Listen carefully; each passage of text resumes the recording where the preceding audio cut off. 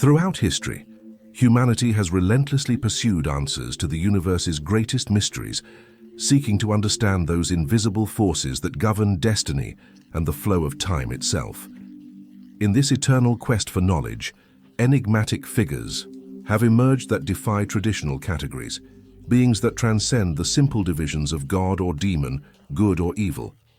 One such figure is Abraxas, a Gnostic entity that has captivated esotericists, philosophers, and mystics for over 2 millennia. Despite its profound significance in ancient spiritual traditions, this name has been deliberately erased from mainstream religious discourse, hidden in the shadows of esoteric knowledge. But why? What secrets do its ancient symbols conceal? And why have major world religions invested such effort in keeping you from discovering its existence? Today we'll uncover the truth behind this enigmatic figure and explore its crucial role in Gnostic cosmology, modern psychology, and the ongoing search for spiritual truth. To understand Abraxas, we must first explore the rich tapestry of Gnosticism, from which it emerged. Born in the crucible of the early Christian centuries, roughly between the 1st and 4th centuries CE, Gnosticism was never a single, unified religion. Instead, it represented a diverse collection of esoteric beliefs, philosophical systems, and mystical practices that flourished across the Mediterranean world. Gnostics held a radically different view of reality than their contemporaries. They perceived the material world not as God's perfect creation, but as a prison, a flawed realm constructed by a lesser deity known as the demiurge. This entity, sometimes identified with the Old Testament god Yahweh, had separated human souls from their true divine source. Rather than seeking salvation through faith in this creator, Gnostics pursued gnosis, a Greek word meaning knowledge, but not ordinary knowledge. This was a profound experiential understanding of the true nature of existence, reality, and the cosmos itself. It was knowledge that could liberate the soul from its material prison and reunite it with the divine realm of light. Within this intricate cosmological system, Abraxas occupies a unique and powerful position. Many Gnostic schools considered Abraxas the 8th archon, a designation that placed it in a realm above the 7 traditional archons who ruled the planetary spheres and material world. The archons, in Gnostic belief, were not merely celestial administrators, but active guardians of the material prison. They prevented human souls from accessing higher spiritual realms, maintaining the cosmic status quo that kept humanity trapped in ignorance and suffering. But Abraxas was different. As the 8th archon, it not only transcended these lower guardians but actually ruled over them. More remarkably still, it was positioned above even the demiurge itself, while maintaining connections to both material and spiritual dimensions. The number 8 carries profound significance that extends far beyond mere hierarchical positioning. In Gnostic numerology and ancient mysticism, 8 symbolizes the Ogdoad, the realm beyond the 7 planetary spheres, as well as rebirth and renewal, the eternal cycle of spiritual death and resurrection, eternity and continuity, and the completion that becomes a new beginning. Thus, Abraxas embodied a force that encompassed both the omega and alpha of all existence, the ultimate ending and the primordial beginning unified in a single cosmic principle.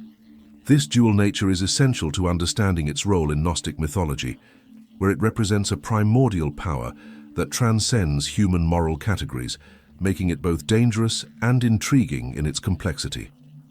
The mystery of Abraxas extends beyond its cosmological position to its striking and deeply symbolic iconography.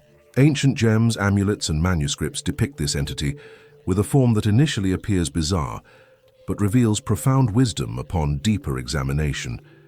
Abraxas appears with the body of a human, representing conscious awareness and divine spark, the head of a rooster, symbolizing vigilance, solar power, and spiritual awakening, and serpents for legs embodying wisdom, transformation, and the Kundalini force. This composite form wasn't random artistic choice, but a carefully constructed symbol encoding multiple layers of meaning. The rooster holds special significance across numerous ancient cultures. In Egyptian mythology, the rooster was associated with the sun god Ra, and the daily triumph of light over darkness. Greek and Roman traditions saw it as a symbol of vigilance and the announcement of new beginnings. Within Gnostic symbolism, the rooster represents spiritual illumination, the dawning of gnosis in the sleeping soul, cosmic awakening, the call to transcend material illusion, solar consciousness connecting to divine light and higher awareness, and prophetic insight that perceives hidden truths. With the head of this animal, Abraxas symbolizes spiritual awakening, a figure that brings the end of the darkness of ignorance. Yet this light also reveals what has been hidden, what has remained. In the shadows, the serpents forming Abraxas's legs carry equally rich symbolism. Far from representing evil, as later Christian interpretation would suggest, serpents in ancient wisdom traditions symbolized sacred knowledge. The serpent of Eden as bringer of consciousness, regenerative power, the ability to shed old forms, and be reborn Kundalini energy, the coiled spiritual force that awakens divine consciousness. Cyclical time representing the Ouroboros principle of eternal return and renewal, and chthonic wisdom, knowledge from the depths of earth and psyche. For Gnostics, these creatures symbolize the regenerative and transformative power of nature, connecting Abraxas with the deepest forces of the cosmos, those that govern birth, death, and rebirth. Abraxas is typically depicted holding two significant objects that reinforce its dual nature. The whip represents dominion over destructive forces, the power to drive away negative influences, and the authority to discipline lower impulses. This isn't cruel punishment, but wise governance of chaotic energies. The shield symbolizes protection, defense of the spiritual seeker, and the guardianship of sacred knowledge. The shield also represents the discriminating wisdom that separates truth from illusion. These attributes demonstrate that Abraxas's power operates across multiple dimensions. It is simultaneously protector and punisher, builder and destroyer, guide and guardian. The systematic erasure of Abraxas from mainstream religious consciousness wasn't accidental. It was a deliberate campaign of theological suppression that reveals much about the nature of institutional religious power. While emerging Christianity and established Judaism drew sharp distinctions between good and evil, God and Satan, light and darkness, Abraxas represented something far more complex and threatening to this worldview. It embodied the union of opposites, suggesting that divine reality transcended simple moral categories. This non-dualistic perspective posed several problems for developing Orthodox Christianity, including theological complexity that questioned traditional concepts of a purely good God, moral ambiguity that made clear-cut ethical systems harder to maintain, and authority challenges that undermined religious authorities' claims to absolute knowledge.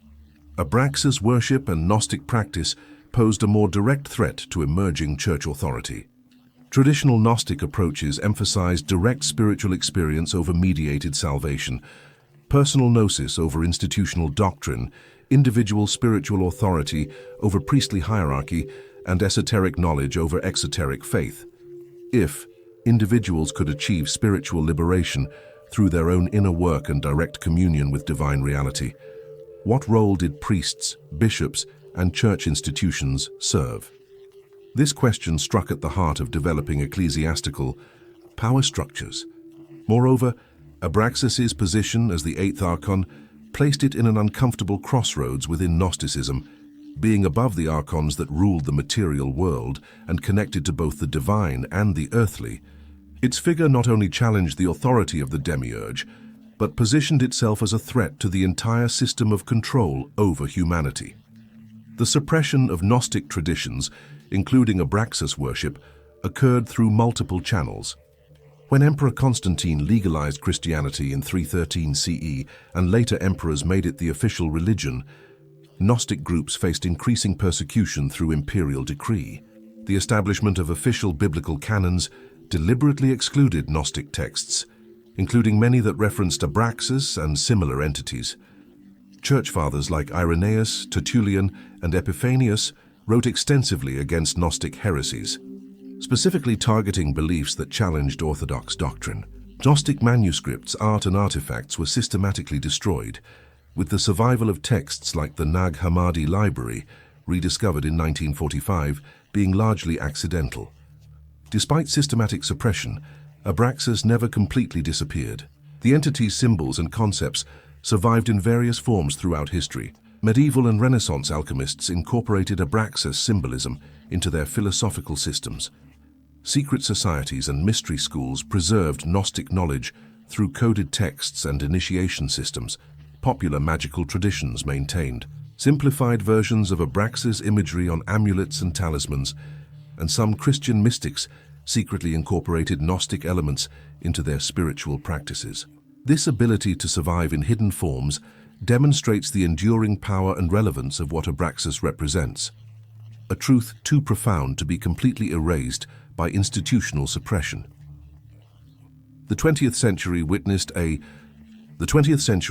a remarkable renaissance of interest in Abraxas, driven partly by archaeological discoveries and partly by revolutionary developments in depth psychology.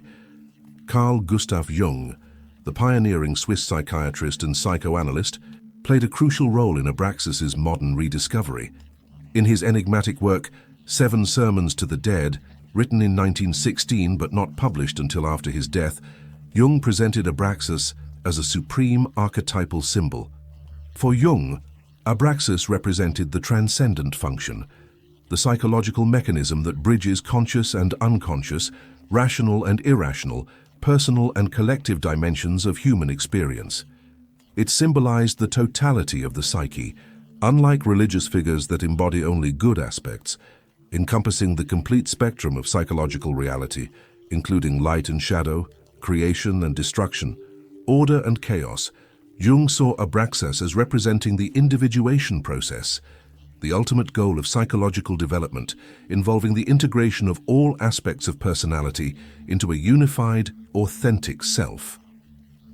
In Jungian psychology, Abraxas represents psychological wholeness that transcends conventional moral judgments, embodying what Jung called the coincidentia oppositorum, the coincidence of opposites.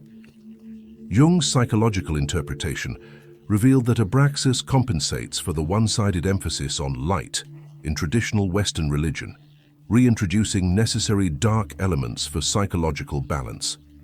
The figure appears across cultures in various forms, suggesting it represents a universal psychological pattern rather than merely a historical religious concept, and points toward a wisdom that transcends rational understanding, embracing paradox and mystery as essential elements of psychological truth. Beyond Jung's psychological framework, 20th and 21st century esoteric movements have embraced Abraxas as a symbol with contemporary relevance. Modern chaos magicians use Abraxas as a symbol of paradigmatic flexibility and the transcendence of limiting belief systems.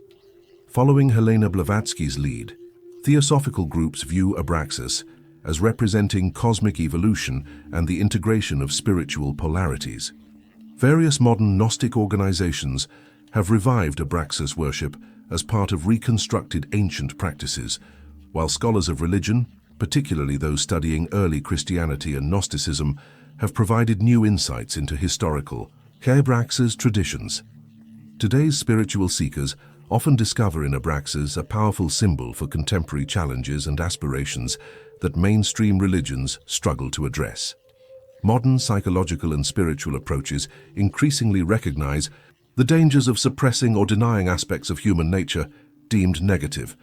Abraxas offers a model for shadow integration, working with rather than against difficult emotions and impulses.